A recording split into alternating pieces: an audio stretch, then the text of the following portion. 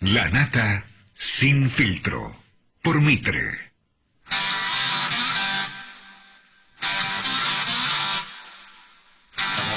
Esa es la cortina. Back to the Bone se llama el tema de Thorogood. ¿Quién es el hijo de puta que escribe sus comienzos? Hay que ser hijo de puta. Qué lindo que habla la Corpo. ¿Qué? Qué lindo que habla la Corpo. Ah, otro que se enamoró. Un gran personaje la Corpo. Es un gran personaje. Bien, tenemos las órdenes del día, señores. Mañeto, me aprendí el libreto.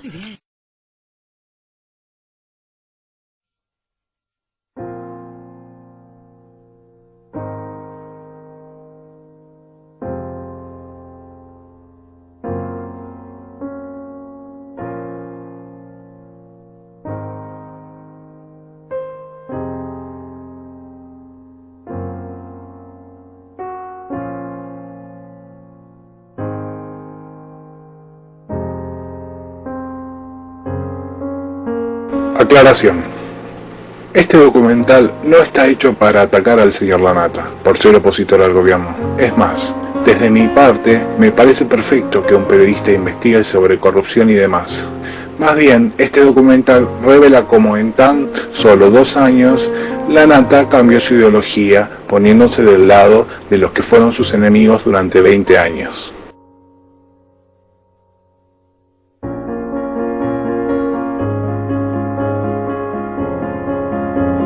Jorge Ernesto Lanata nació en Mar del Plata el 12 de septiembre de 1960, pero creció en la ciudad de Avellaneda. Egresó del Colegio San Martín de Avellaneda en 1978. Inició su carrera periodística a los 14 años, en 1974, redactando informativos en Radio Nacional. Ese año ganó el segundo premio municipal de ensayo con el tema social en el cine argentino. Tuvo a su cargo las investigaciones del programa Sin Anestesia junto a Eduardo Aliberti.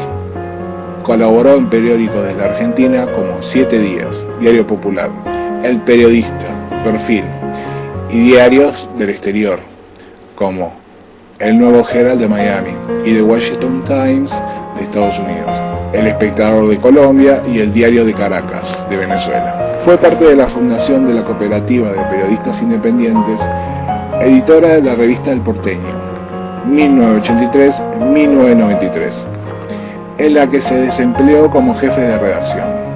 En mayo de 1987, a los 26 años, cofundó con Horacio Berbisky el diario Página 12 y fue su director periodístico durante 7 años. En agosto de 1990 sacó la revista mensual Página 30, que dirigió hasta abril de 1995. En 1998 fundó la revista 21, donde reunió a antiguos redactores de Página 12 como Ernesto Tenenbaum, Marcelo Loto Biasda, Martín Caparrós, Andrea Rodríguez, entre otros, como Adrián Paenza.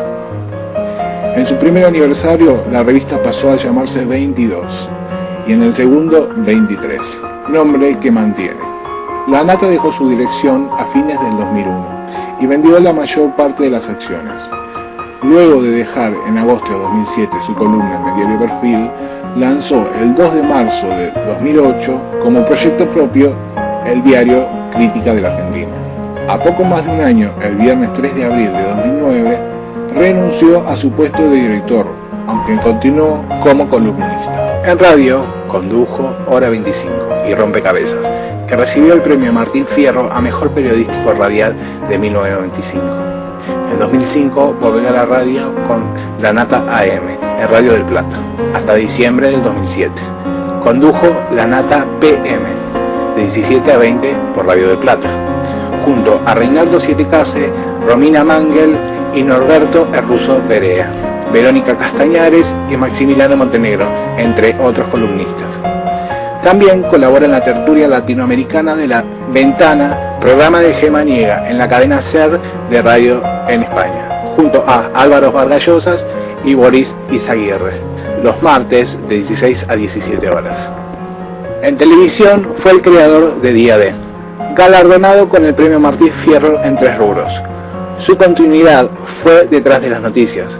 También condujo Viaje al fin de la noche, La Luna y Por qué. En el año 2008 participó en el último capítulo de la exitosa telenovela Vidas Robadas. En 2009 condució un programa periodístico por Canal 26, llamado Después de Todo.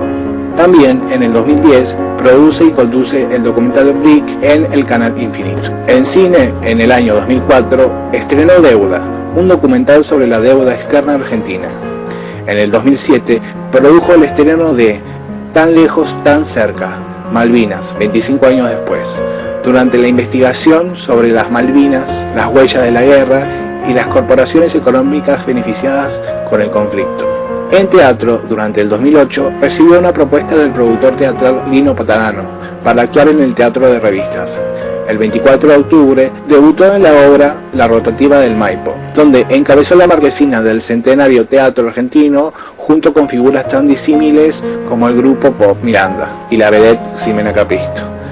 Realizó un monólogo y presentó la tapa del diario Crítica del día siguiente, en lo que significó su debut en el escenario.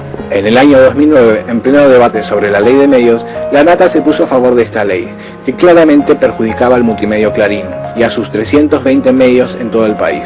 La Nata estuvo enfrentado con el grupo Clarín durante 20 años. En varias notas ha tratado al grupo como socios de la dictadura y a Ernestina Herrera de Noble como acusada de ser apropiadora de menores. Ha denunciado numerosas veces a Papel Prensa, propiedad del grupo Clarín y La Nación, de que no le abastecían suficiente papel para los diarios que él en algún momento dirigió.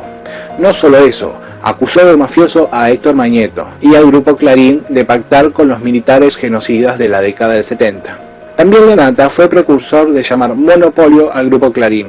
En este documental veremos todo lo dicho. Convocamos a Jorge La Nata para hablar de periodismo, también para hablar de la actualidad de nuestro país. Bienvenido, Jorge. Gracias, viejo. Bueno, hace un tiempo comenzaste tu nueva temporada de DDT, Después de Todo, donde sumaste a tu equipo a Maxi Montenegro, a María O'Donnell, a Jessica Bossi, Luciana Geuna y la sorpresa Ariel Tarico. En este país donde lo inverosímil es realidad, ¿el humor es la única salida que nos queda ante tanta estupidez, don Jorge La Nata? Mira, yo creo que el sentido del humor es parte de la inteligencia, es como parte de la inteligencia crítica. Siempre usé el sentido del humor, yo personalmente lo uso todo el tiempo. Eso no quiere decir ser el borracho de la fiesta, ¿no? Tampoco tomarse todo en joda, pero a mí me parece que es importante usar el sentido del humor como una manera más de conocer. Después, bueno, este año yo lo que decidí en el programa de Canal 26 fue meter a Tarico, que es una manera de profesionalizar un poco ese espacio de humor. Y han pasado cosas increíbles, porque por ejemplo, hace un par de semanas él hizo a un jugador de fútbol y en el suplemento de Olé pensaron que era verdaderamente el jugador que estaba hablando. Jorge, entre fines del año pasado y principios de este, hubo una explosión de libros que investigan distintas facetas del kirchnerismo. Se sabe que profundizar un tema lleva tiempo, ¿no? Pero ¿por qué crees que el periodismo de investigación tardó tanto en tomar a este gobierno como objeto de estudio? Esa es la pregunta y te pedimos la reflexión. Mira, yo en su momento estuve trabajando en la posibilidad de hacer un libro sobre K y finalmente desistí de hacerlo porque todo lo que había era ya cosas que se sabían y no había mucho material nuevo y bueno, nada, finalmente preferí no hacerlo. Se han ido publicando distintas cosas, digamos que nada de lo que salió con formato de libros, por lo menos que yo he visto, aporta elementos nuevos a lo que ya se publicó periodísticamente. Sí. Hay distintos hechos de corrupción que se han ido conociendo a lo largo del tiempo por las publicaciones periodísticas, más que nada. Jorge, siguiendo con el tema de los medios de comunicación, ¿vos pensás que se va a llegar a aplicar la ley de medios aprobada por el gobierno nacional? ¿Le ves posibilidades? Mira, yo bueno, vos sabés, yo estoy de acuerdo con la ley de medios, por lo menos conceptualmente, ¿no? Si uno se pasó la vida peleando contra los monopolios, no tiene sentido ahora porque la hizo el kirchnerismo decir que uno está en contra, pero más allá de eso yo creo que es una ley hecha en las academias, hecha en la facultad, que tiene poco contacto con la vida real y como están las cosas hoy me pregunto si alguna vez se va a aplicar, porque todavía no se reglamentó, hay todavía un par de causas judiciales pendientes que seguramente van a salir a favor de la ley para su aplicación, pero ya estamos llegando al 2011, dependerá ahí si el gobierno cambia o no el hecho de que se aplique o no. Acordate que la ley tiene todo un periodo de lo que se podría llamar como desguace de medios que están consolidados como monopolio, que va a llevar un tiempo y hace falta mucho poder político para hacerlo, ¿no? Acercate un poquito más, Marcelo, acercate un poquito más con la cámara al gráfico. Ahí está. Esto que estás viendo es la primera vez que lo vas a ver en la televisión argentina. Y quizás sea una de las últimas veces que lo veas. Porque ningún canal pasaría esto al aire. Qué raro, ¿no? Porque lo ves así de lejos y parece hasta lindo, ¿no? Fondo negro, globitos de colores. ¿Sabés qué es esto? Esto es técnicamente un mapa de medios. Mirá cómo se vinculan todos. Ahí están los medios más importantes de la Argentina. Pará ahí, pará ahí. Mirá, parece un puzzle, ¿ves? Parece un rompecabezas, ¿no? Partecitas chiquitas que se vinculan una con otra con otra. Tal empresa es dueño de tal otro de tal otra. Pero se vuelven a encontrar tal empresa y tal otra en tal redondel o en tal otro. Es como si estuvieras viendo un teatro de marionetas pero desde atrás. El problema es que la marioneta en este mapa sos vos. Estos son los tipos que manejan gran parte de tus horas libres, de tus deseos, de tus ganas de consumir, de tus simpatías políticas y lo que es peor de todo, de tu libertad. Estos son los medios, que en el fondo son descarnadamente esto que se ve: empresas, porcentajes, balances, vínculos, subterráneos de guita, ¿no? Que algunos pasan por tu cabeza, otros no. Hay una revista de la industria de los medios, que se llama Convergencia Telemática, tiene un nombre atroz. Convergencia Telemática, que sale hace muchos años y que se dedica a hacer ese trabajo, que es realmente hiperprofesional y lo van actualizando año por año. Con esto vos te das cuenta de la manera más clara posible de cómo se organizan los medios en la Argentina, de por qué todo es de los mismos 4 o 5 tipos. Porque tal empresa, porque tal otra, porque tal otra, porque tal porcentaje, porque todo termina en los mismos círculos. Y vas a ver que si vemos algunos de estos casos, vamos a ver el más popular, porque es el más obvio, que es Clarín, te vas a dar cuenta cómo te empiezan a sonar otros medios, que vos decís, ah, ¿cómo? ¿Y esto era de tal? Mira, vamos acá, vamos a este redondelito.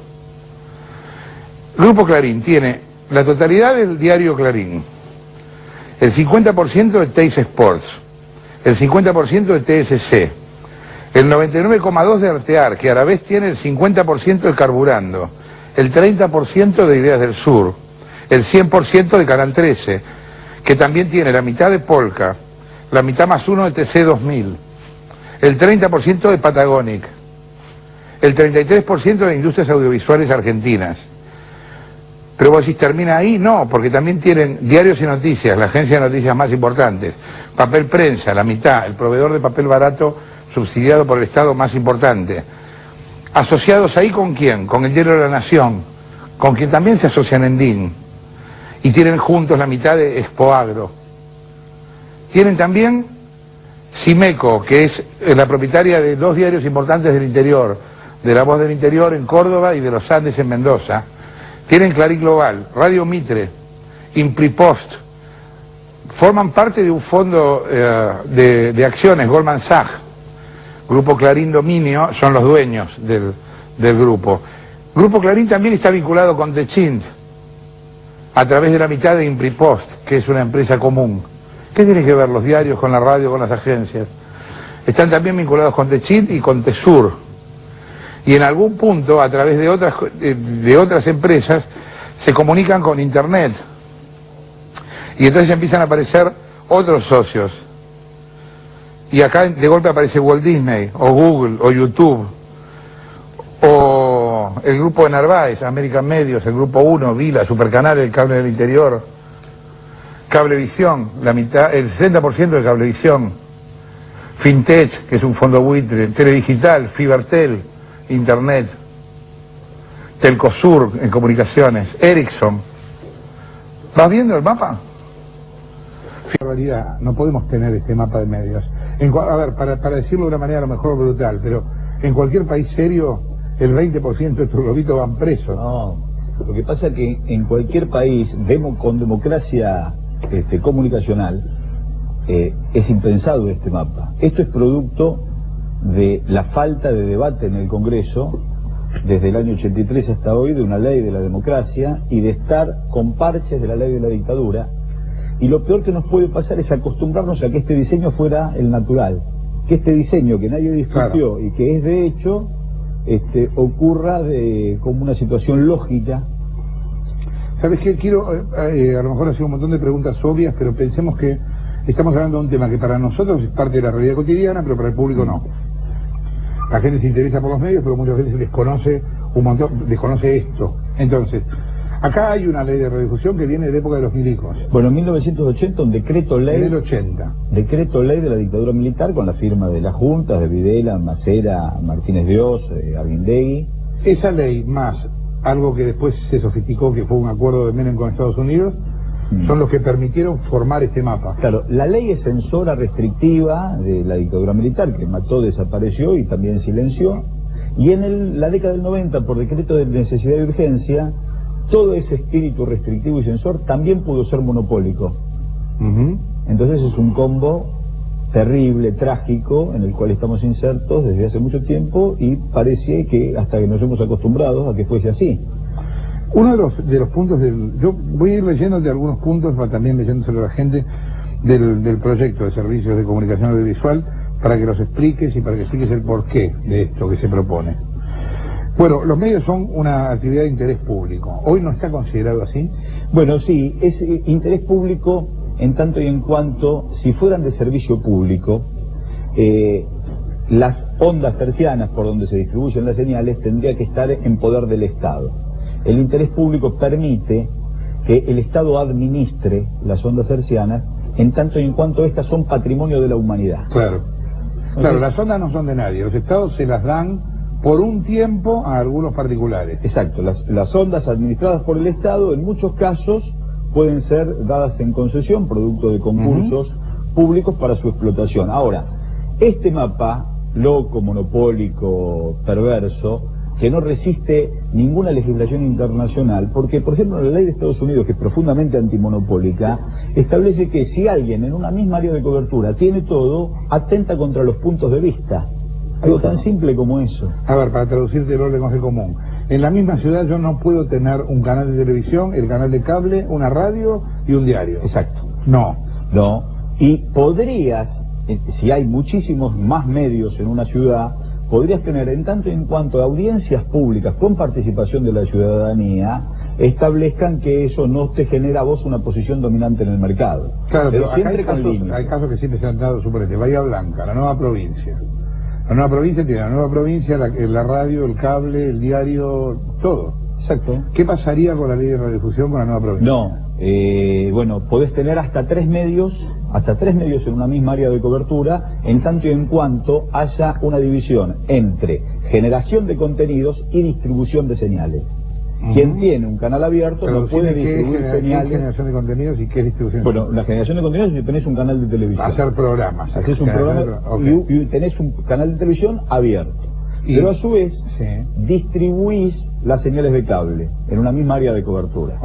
Entonces, aparte tenés las señales que van dentro de esa distribución y privilegiás las de tu generación en detrimento de las de la competencia. Una de las cosas que propone el proyecto es que los municipios del Estado Nacional, las provincias y las universidades tengan reserva específica de lo que se llama el espectro. Exacto. O sea, que el 33% sean medios vinculados o a la universidad o a las provincias. Sí, al Estado. No, en algunos casos... A cada uno de los estados, provinciales o nacionales. Exacto. No es estrictamente el 33%, sino estas reservas, y después puede haber más. Pero esto es el piso, porque hay algunos medios que seguramente van a crecer en la banda de UHF, donde puede haber muchísimos. ¿Qué es la banda de UHF? El canal de 16 al 55, por ejemplo.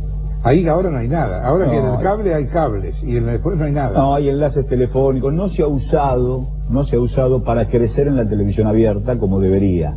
Tendríamos que tener muchos más canales abiertos en la Argentina. no los tenemos. ¿Y por sí qué? creció el cable. ¿Por qué no tenemos muchos más? Bueno, primero porque la ley de radiodifusión establece, y ha establecido en el 80, que donde operaba un privado no podía operar un canal del Estado. Por eso en Mar del Plata vos podés ver, por ejemplo, el canal 8 y el canal 10 y no podías ver el canal 7. Porque estaba operando un privado. El Estado estaba conminado a operar en lugares de donde no hubiera rentabilidad, ningún privado, claro. y donde no hubiese ningún privado. Entonces, esta situación de Estado subsidiario de los privados, por supuesto, la ley de la democracia lo revierte. Y creció la distribución de señales de cable, distinto en Brasil, que tiene una gran distribución de televisión abierta. Sí.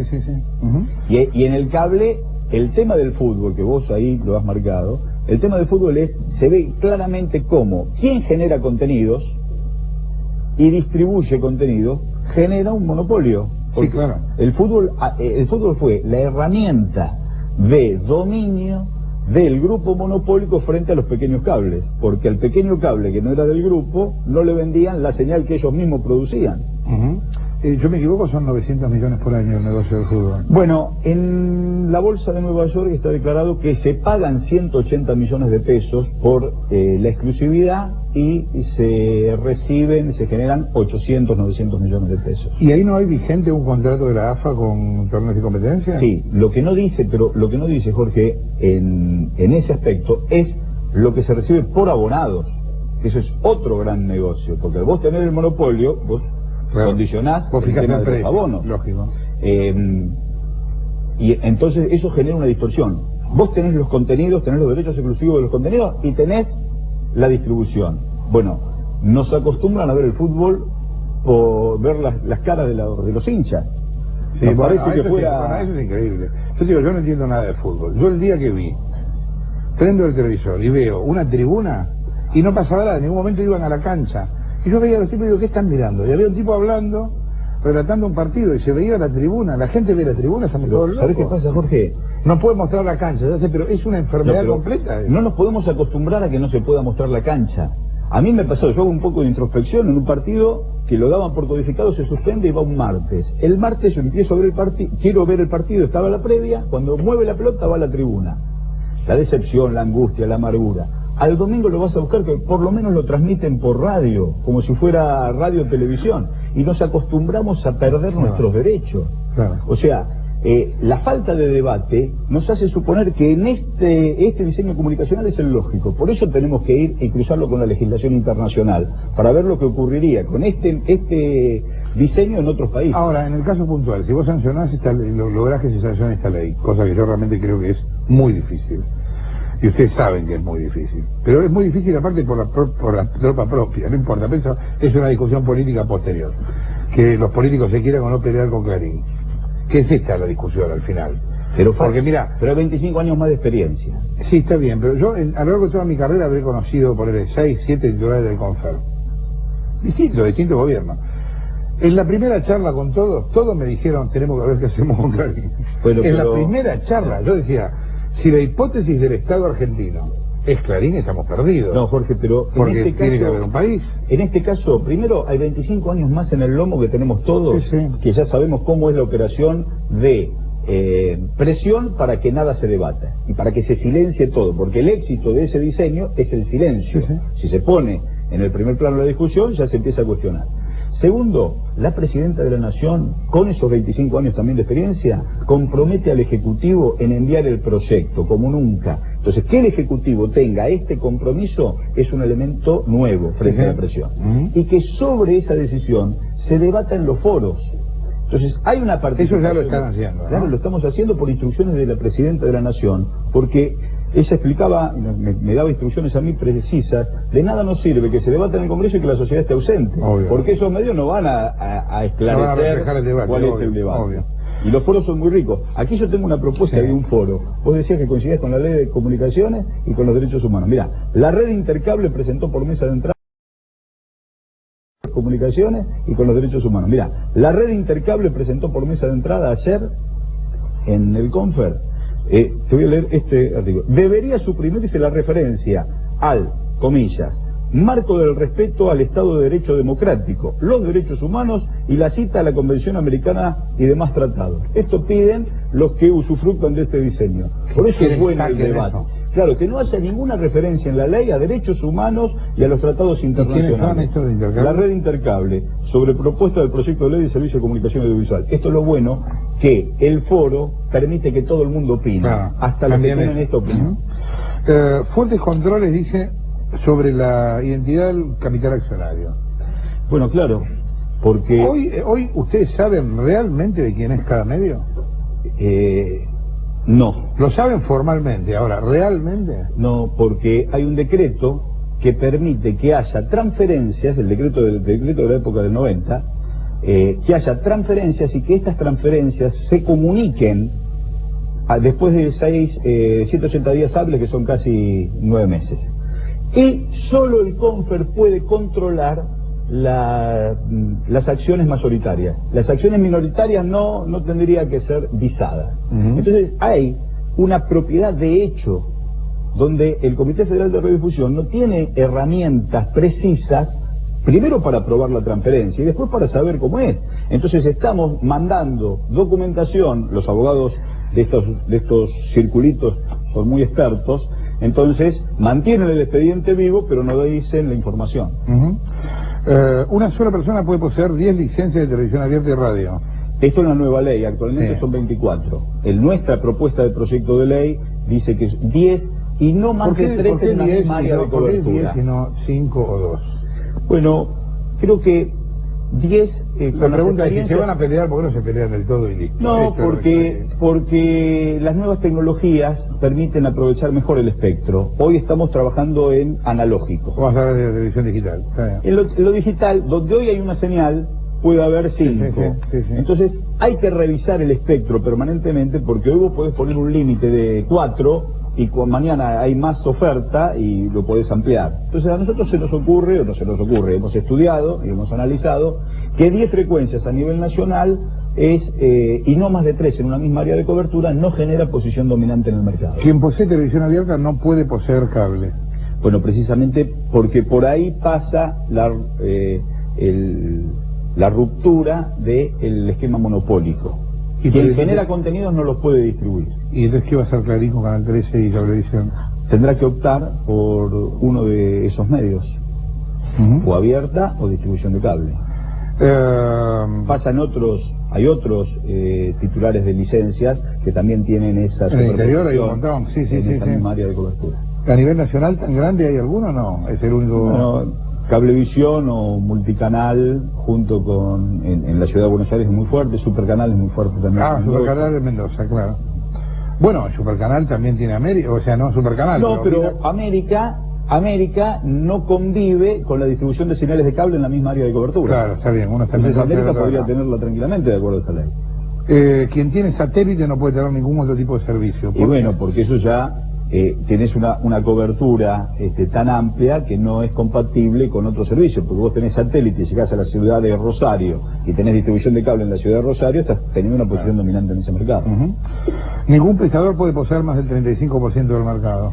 Bueno, del mercado de audiencias o de abonados, esto también para no O generar sea que también posiciones. Cablevisión, Multicanal y Supercanal. Y habría que hacer bien los números en las grandes capitales, Buenos Aires, Córdoba, Rosario, si eso excede el 35% del mercado. Esto no quiere decir que vos podés tener el 100% de la audiencia, pero no más del 35% del mercado. Claro. Sí, porque el otro no tenés manera de manejarlo. Si el tipo hace un programa de 40 puntos. Los licenciatarios de servicios públicos pueden brindar servicios de radiodifusión. En este caso, sí. es Apertura el de ingreso. las redes de comunicaciones, ¿no? Exacto, con muchas restricciones para que tampoco generen esa posición dominante y utilizar la ingeniería que ya existe en distintas ciudades para que se pueda brindar contenidos por esa red. Acá viene algo con lo que yo realmente conceptualmente no estoy de acuerdo, pero me parece interesante discutirlo. Se exige en radio el 70% de producción propia, el 30% de música nacional y el 50% de producción propia con noticieros. ¿Con qué no estoy de acuerdo? Con que se porcentúe la cantidad de música nacional, porque es lo mismo que si yo voy a una biblioteca y tiro Shakespeare solo porque es extranjero, digamos, me parece una pavada. No, pero primero el 70% de producción propia. Y traigo Luisa Delfino porque es argentina, ¿me entendés? Entonces, ¿qué hago? No, pero hay digamos, las leyes de los países desarrollados en materia de libertad de expresión, incluso Estados Unidos y los dictámenes del Parlamento Europeo, Sí. cuentan con estos porcentajes, también para sus propias comunidades. Ahora, si se concursa una emisora en Tucumán, por ejemplo, la emisora tucumana presenta una carpeta para dar expresión y voz a esa ciudad. A las 24 horas de tener esa licencia, baja por satélite una emisora de Buenos Aires, 24 horas y solo vende publicidad. Entonces, deja sin voz a obvio, lógico. y claro. sin trabajo. El Bueno, tema- en las radios esto es súper común, y es igual que el tema del alquiler de los espacios, claro. Claro. Se naturaliza por completo la idea del... La ley de la dictadura establece el 50% de producción propia. Nosotros con la ley de la democracia establecemos Ujú. la pauta del 70%. Y la música nacional, tiene que ver, vos fíjate que escuchás radio y en 2 horas escuchás 3 veces el mismo tema. No, pero eso es otra cosa, eso es la música vendida. A mí me parece muy bien que el Confer, porque eso es una estafa. Eso es bueno, eso publicidad. tampoco la gente muchas veces no lo sabe. El 80% de las radios que pasan música le cobran a las distribuidoras de música por pasar música. O sea, yo por ejemplo, en Rock and Pop, los únicos que pasábamos la música que queríamos éramos el Ruso Brea y yo. Todos los demás cobraban la pasada, o sea, Claro. durante años. Entonces, ¿qué no dicen los una músicos vez. independientes? Emparejemos y larguemos juntos. Porque No, después no, pero nosotros- entonces, a mí me parece que cobrar por la música es una estafa al público. O sea, Exacto. es como que yo te cobrara a vos la nota. Exacto. Porque yo a vos te traigo porque tengo ganas, ¿me entendés? Sí, sí. Si yo digo, ahora toca los chalchaleros, los traigo porque tengo ganas, Exacto. no porque les estoy cobrando. Entonces, ahí a mí me parece que habría que crear una nueva figura que tenga que ver con estafa al público. Vos Es sabés decir, que vos los estás músicos- presentando algo que en verdad no pasa. Los músicos independientes en los foros hicieron esta observación que no estaba Claro, en el diseño original de la ley, y por eso es tan bueno lo del foro, porque cada sector No, obvio. aporta desde su lugar y enriquece. ¿Por qué no se metieron con Internet? Que fue algo que en un momento en Pero- el Senado salió como discusión. No, porque Internet, hay legislación internacional donde no se puede, que avala que no haya una legislación sobre Internet. Uno no puede legislar los contenidos. No, los sobre contenidos, Internet. no los contenidos. No, pero había todo el tema de la firma digital, el Pero- tema del e-commerce. Sí, pero no es radio, no es servicio de comunicación audiovisual.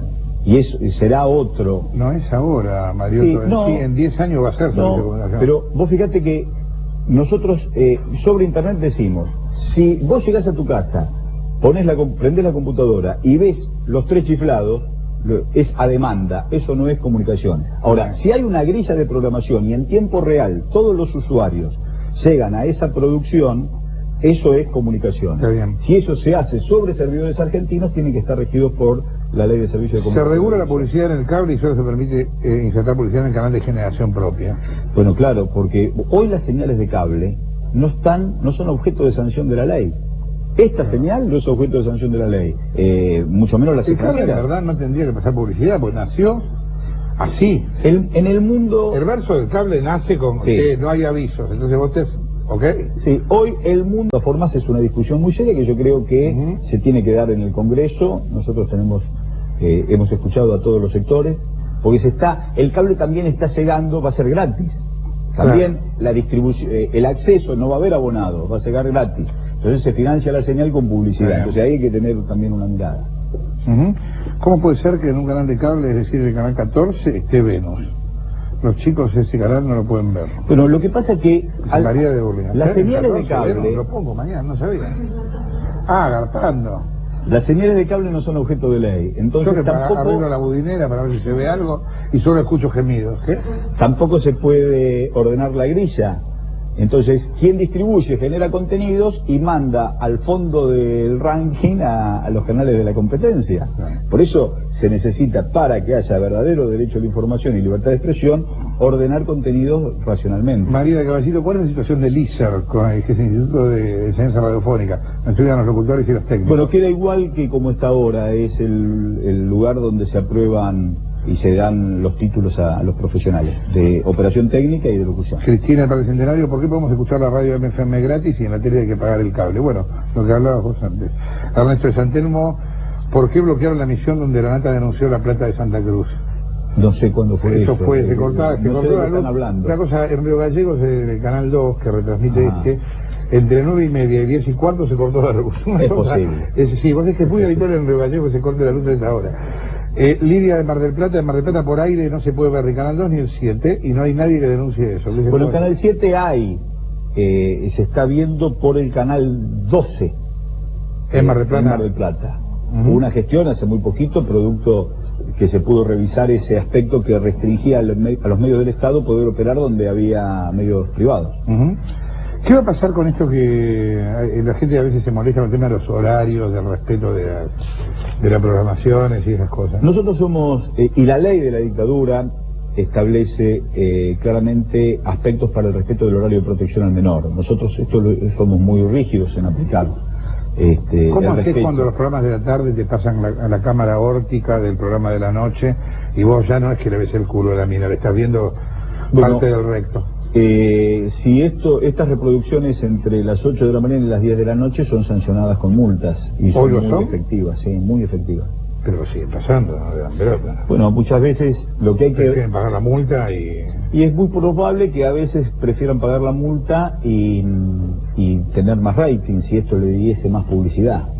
Pero nosotros hemos incrementado muchísimo el nivel de multas, de infracciones, porque precisamente somos muy celosos del respeto del horario de protección al menor con las herramientas que tenemos. Aquí no puede haber censura. En la Argentina, por supuesto, después de tanto sufrir, sí, obvio. Porque a veces te llaman al Confer o te mandan mensajes y dicen, saquen eso del aire. No, nadie regula contenido, es un Estado racional, democrático. Obvio.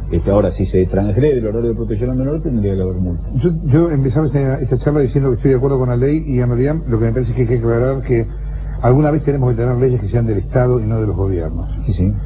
Entonces pienso, la que hay es de la dictadura, ¿sabes qué? Es mejor esta. No me importa que esté a favor o en contra de Kirchner. Realmente pienso esto. De buena fe. Ahora, ¿qué garantía vamos a tener de que esa distribución de los medios en los estados nacionales y provinciales no van a ser otra vez distribución de los medios en gobiernos en cambio de en estados? Pero hoy, con un Confer intervenido porque si no tendría que haber un marino, un hombre de la aeronáutica, un hombre del ejército y un servicio de inteligencia, con el asesoramiento de las cámaras privadas, de radio y de televisión. Entonces está intervenido el Confer. Nada mejor que un interventor para poder digitar a quién se le dan los medios. Seguro, claro. Una ley de la democracia con autoridades de aplicación, con participación de una comisión bicameral creada a tal fin y con 2 representantes electos de los bloques de oposición. Entonces, a mí se me ocurre que la autoridad de aplicación de la democracia, tanto en el Sistema Nacional de Medios Públicos como en la autoridad de aplicación de la ley, le da, y consejos asesores ad hoc y con gran participación, le da la pluralidad que hoy no tenemos en los medios de comunicación. ¿Hablaste con los medios a medida que la ley se iba trabajando en la elaboración? Hay muchos que se acercan y que dan sus opiniones. Los grandes medios de comunicación no han participado de los foros, creo que se han dado una estrategia de silenciar y relativizar el debate. Ahora, hay más de 8.000 voces que han expresado frente al micrófono con absoluta libertad sus opiniones. Entonces, hay una participación, que esto fue un gran acierto de la Presidenta de la Nación, que la sociedad participe, que el ciudadano exprese para relativizar ese silencio, ¿no? ¿Esos encuentros se hacían en facultades? Utilizamos rápidamente la estructura universitaria porque estaban organizados, entonces nos prestaban las sedes y aparte hay una masa crítica que viene trabajando del 83 en adelante, con la explosión de las facultades de comunicación social. Pero muchos sectores sociales, muchos empresarios, muchas cooperativas, muchas fundaciones, porque esta reserva del 33% del espectro para las asociaciones sin fin de lucro también es un hecho importantísimo, porque la ley de la dictadura solo permite el derecho comercial. Vos tenés que tener un fin de lucro para acceder a licencia. Claro. No es más honesto querer ganar dinero que querer difundir una idea. Obvio. Como si tuvieras poco quilombo, te metiste en las elecciones como candidato. Bueno, con mucha honra, me gusta mucho trabajar por mi barrio, que es Lomas de Zamora, por mi ciudad, y con un grupo de compañeros hemos armado un espacio político que intenta con mucha vocación y con mucho juicio, yo soy el más viejo de la lista con 44 años, cambiar la cultura política de Lomas de Zamora, que empezó en 1974 con el asesinato del intendente Turner. De aquí, del 74 hasta ahora, hay una cultura política que a nuestro juicio está más cerca de Ruggerito y Barceló que de estos tiempos. y realmente con... ¿Y cómo que estás presentándote? Primer concejal en mi barrio. ¿Y entonces qué haces con el Confer? ¿Qué sos testimonial? No, ¿qué testimonial? Voy a militar y milito activamente en mi distrito desde hace muchos años. ¿Vas a hacer las dos en el cosas? peronismo. Esta ley, Cristina, la Presidenta de la Nación, dijo en la apertura de sesiones que este año se iba a tratar. Si realmente podemos asistir a ese debate, mi rol en el Confer va a estar más que satisfecho, ¿no? ¿Pensaste tener todavía más dificultades de las que tienen con esta ley o no? No, yo creo que esta ley, digamos, la profundidad que le ha dado la Presidenta de la Nación al tema, cuando ella se plantea, alguien lo tiene que hacer, porque es cierto, y aparte en año electoral decían, era imposible, había una hipoteca que en año electoral no se podía tratar la ley, ¿no? La Presidenta tiene una gran convicción y nosotros recibimos las instrucciones y trabajamos con absoluta libertad para presentar la mejor ley de Estado. Esta no es una ley que usufructa ningún gobierno, de hecho es una ley de Estado, por eso... No, ojalá lo tomemos como eso, o sea que nada, esté o no viene, esté el que esté. Ahora, no fíjate importa. que hay representantes de la oposición que por 1 centímetro más de diario y 1 minuto más de televisión dice, después discutiremos con Clarín la mejor ley, y no vamos a dudar en defender a los grupos económicos con tal de defender la libertad de prensa, dice la doctora Carrió. Entonces, y la doctora Carrió es una mujer que ha tenido gran vocación militante en muchísimos aspectos. Sí, no se entiende por qué no está de acuerdo con En esto me parece que la seduce mucho en los medios, pero yo creo que son grandes militantes políticos y van a reflexionar y van a opinar y disentir como corresponde a un Congreso. Estamos haciendo un corte, gracias por haber estado acá. Vámonos al corte con un recorrido chiquito del mapa, Marcelo. Míralo de vuelta, así te queda en la cabeza y hoy soñás. Ahora venimos.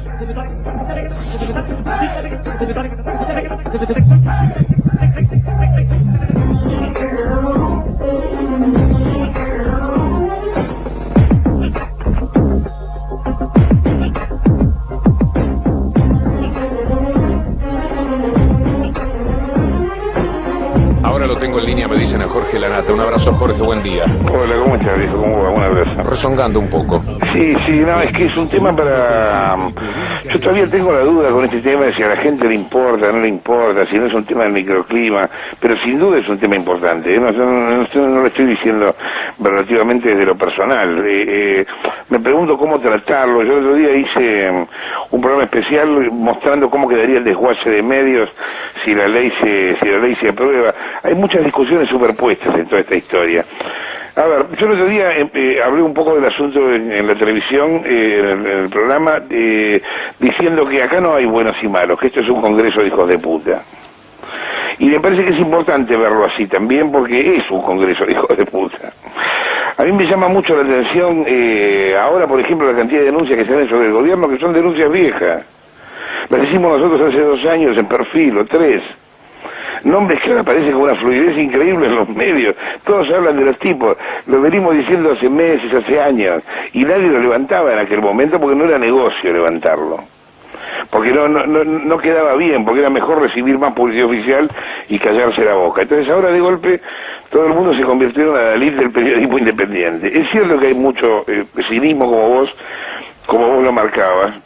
Es cierto también que ese cinismo se cubre de palabras grandilocuentes que en el fondo son conceptos vacíos como ellos los instrumentan, porque acá no estamos discutiendo la libertad de prensa, o por lo menos no solo estamos discutiendo la libertad de prensa en el peor de los casos. También se están discutiendo grandes negocios, y es eso lo que altera a todo el mundo. Y ahora todo el mundo se puso principista porque, claro, esta es una discusión que afecta mucha plata quiere decir mucho poder también y mucha posibilidad de influir en la sociedad durante décadas. Entonces, es esto lo que se está discutiendo. De todas maneras... ¿Quién puede estar a favor? A mí me preguntan si estoy a favor o en contra de la ley. ¿Quién puede estar a favor de un monopolio? No encuentro ninguna persona sensata que me explique de buena fe que lo que hay que hacer en una misma ciudad es escuchar una sola opinión. Nadie me puede decir eso. Entonces, ya hoy estamos en situación ilegal con un montón de medios, medios que, por ejemplo, se escudan en un tratado firmado por Menem con Estados Unidos, un tratado increíble, un tratado de bilateralidad donde no hay bilateralidad, a donde nosotros podemos cultivar papas en Estados Unidos, pero ellos pueden venir acá a poner empresas de internet. Entonces, y nosotros no podemos poner allá nada, ni una espica. Entonces, ya eso solo es un problema, y hay medios que hoy están saliendo al aire en la Argentina en esas condiciones. Entonces, amparado por un tratado que a su vez fue apelado, o sea, con una situación irregular. De lo que se trata es de decir, bueno, cumplamos con la ley, hagamos una ley de radiodifusión a donde no haya 40 medios en un mismo lugar que sean de la misma persona, a donde no se puedan modificar y manipular los precios de las tarifas de publicidad, por ejemplo, o de los propios servicios de cable. Se está discutiendo eso, se está discutiendo el negocio, no se está discutiendo en ese caso la libertad de expresión. A tal punto es así, que uno de los argumentos, Jorge, es que el gobierno se quedaría con todo. El gobierno va a perder las próximas elecciones, el gobierno no puede ganar un balotaje ni a Cobos. Yo estoy de acuerdo, estoy totalmente de acuerdo. Entonces, ahora, en cambio el grupo, el multimedio Clarín, con todo su poder, con esta posibilidad de ir sobre todos los negocios, este multimedio por el que se rajan las vestiduras diputados, gente de la Comisión de Enlace, etcétera, sabiendo muy bien, pero muy bien saben qué es lo que están defendiendo. El multimedio va a estar siempre. El gobierno, primero que lo podés cambiar, y creo que lo van a cambiar a este gobierno, porque la observación de la realidad dice que no está en condiciones de ganarle a nadie. Estamos de acuerdo. Ahora, yo te digo, hay también, lo que pasa es que es toda una cosa cruzada, porque, por ejemplo, con lo de TIC, yo sé que en eso nosotros no estamos de acuerdo, vos tenés otra posición, el gobierno se mete en un contrato privado. Eso en algún momento lo va a terminar ganando el Clarín. Van a pasar 5 años, 10 años, 15 años, pero un gobierno no se puede meter en un contrato privado. Lo que tiene que hacer es meterse el Poder Judicial y declararlo ilegal. Pero el Poder Judicial, no un gobierno. Lo mismo pasa también con la discusión alrededor del tema de las licencias. Si el Poder Judicial fuera independiente en la Argentina y actuara, la mitad de estas cosas que estamos discutiendo no las estaríamos discutiendo, porque son medios que no estarían en el aire, porque fueron mal adjudicados. Técnicamente... Alfonsín le da a Radio Mitre a Clarín, ilegalmente. Menem le da a Canal 13, porque ya le habían dado a Radio Mitre. Esta gente autoriza la fusión de multicanal y cablevisión, y también lo hace de manera ilegal. O sea que si la justicia hubiera funcionado en ese momento, y los jueces no hubieran hecho la venia al gobierno de turno, esto ya por lo menos no hubiera pasado. Una parte de lo que estamos discutiendo no lo estaríamos discutiendo. Entonces me parece que no es solo una cuestión, es interesante la discusión, porque hace a toda la sociedad, no solo al gobierno. Nos lleva a preguntarnos, ¿las leyes tienen que ver con los gobiernos o con los estados? ¿Es importante aprobarla ahora para a lo mejor eventualmente modificarla después, o hay que esperar el momento ideal? El momento ideal nunca llega. Si esta ley no se aprueba ahora, no se aprueba nunca más en la vida. Esto está claro, el gobierno lo sabe también. Ahora, esta ley también es para el gobierno un arma de doble filo, porque el día que el gobierno, si quiere cumplir esta ley, si la hace cumplir, mande a Rudy Ulloa con un bolso con plata negra de la corrupción a comprar Telefe, no lo va a poder hacer. Porque ellos mismos van a crear las condiciones para que eso no pase. Entonces, ¿me entendés cómo se van cruzando todas las cosas? Como no es, digo, vos lo sabés muy bien, no es solo una historia de buenos y malos, sino una historia de presión económica, de discusión económica, donde lo último que importa es el tema de la libertad de prensa, pero no tengo duda de eso. ¿Qué libertad de prensa si la mitad de los medios... Varios canales pueden desaparecer. TN es uno de ellos. TN, todos nosotros tendremos noticias. No sé, me quedé pensando, yo, no voy a terminar, voy a contar algo. Me había quedado pensando cuando vi esa propaganda que me decía Olijaveski en TN, y no me daba cuenta por qué me había molestado, y ahora me acabo de dar cuenta, porque entonces te lo voy a contar. Vi en el fin de semana un aviso, en el medio de toda esta discusión de la ley de radiodifusión, a donde el Grupo Clarín dice TN puede desaparecer. Más allá de que esto es mentira, porque no es así, si ustedes ven la ley de radiodifusión, se van a dar cuenta que lo que pasa es que vos no podés tener un cable y un canal de aire a la vez, pero sí podés tener hasta 9 señales que no sean nacionales, y dentro de esas 9 señales Clarín podría mantenerte tranquilamente. Ahora, podría tener que cerrar alguna si tiene 16, por ejemplo, pero o alguna, o 4 o 5, pero no necesariamente TN. Quiero decir, es un mensaje muy manipulado para que vos pienses queremos que la información desaparezca, ¿no? Podría desaparecer Retro y nadie diría nada, o podría desaparecer Metro y nadie diría nada, así. Pero después me quedé pensando otra cosa. La utilización de la palabra desaparecer en la Argentina es realmente poco feliz. Durante los 10 años en los cuales acá desaparecieron miles de personas, Clarín no se caracterizó por decirlo. No solo no se caracterizó por decirlo, no tuvo ningún empecho en que desaparecieran varios miles de personas. Y hizo grandes negocios mientras desaparecían varios miles de personas. Entre otros, Papel Prensa, que fue una empresa de papel subsidiada por el Estado que les permitió crecer como crecieron.